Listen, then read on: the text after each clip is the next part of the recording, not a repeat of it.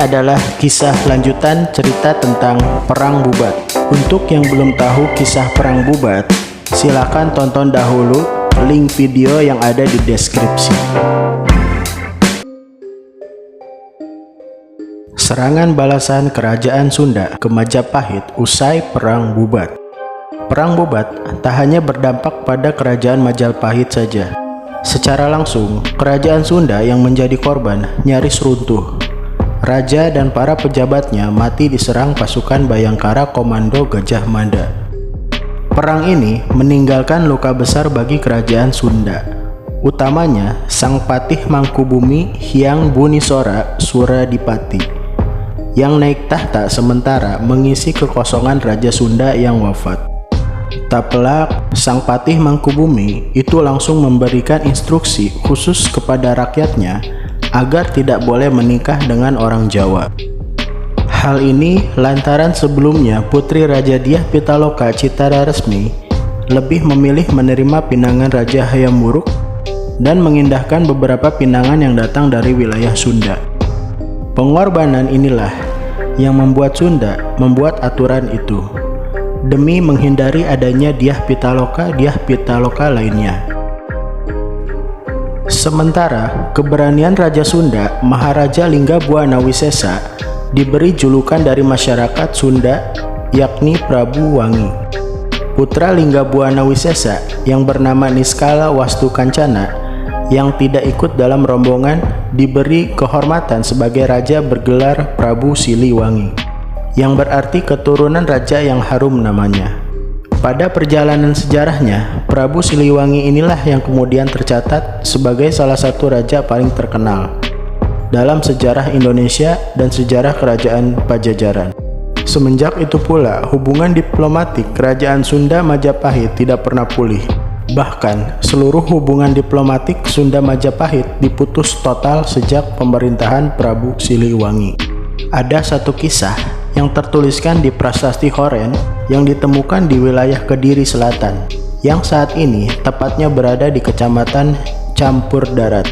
Wilayah Horean ini merupakan salah satu wilayah penting Kerajaan Majapahit kala itu.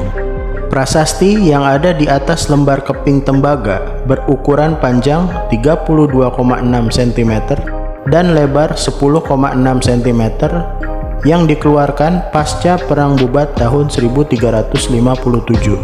Pada prasasti tersebut mencatat perihal serangan Kerajaan Sunda yang menghancurkan wilayah Horean yang merupakan wilayah penting di Majapahit.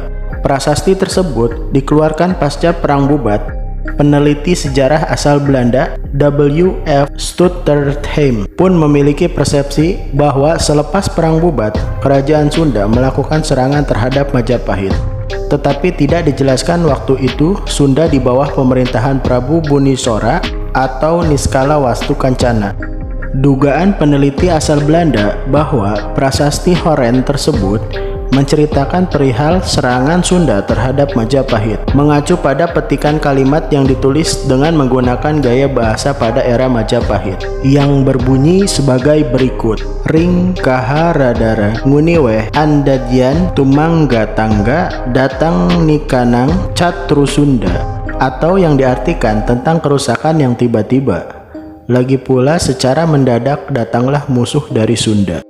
Stutterheim berpendapat bahwa serangan Sunda itu dilakukan dengan teknik senyap dan langsung menyasar pada jantung kota Raja Majapahit. Mengingat tentara Sunda mendarat dengan tiba-tiba di Horen, yaitu di wilayah utara Kediri, yang letaknya tak terlalu jauh dari kota Raja Majapahit, suatu wilayah yang sekarang dikenal dengan nama Trowulan. Pendapat tersebut memang bisa diterima logika. Serangan Sunda bisa meluluh lantahkan wilayah Horen karena Hayam Wuruk mempensiunkan Mahapatih Amangkubumi Gajah Mada secara halus. Hal ini membuat pasukan Bayangkara yang berada di bawah kendali Gajah Mada mulai melemah, sehingga Majapahit dengan angkatan darat dan lautnya dibuat kerepotan saat menghadapi serangan Kerajaan Sunda. Tetapi serangan balasan Sunda ke Majapahit ini masih menjadi misteri. Para sejarawan menentang pendapat Stutterheim itu.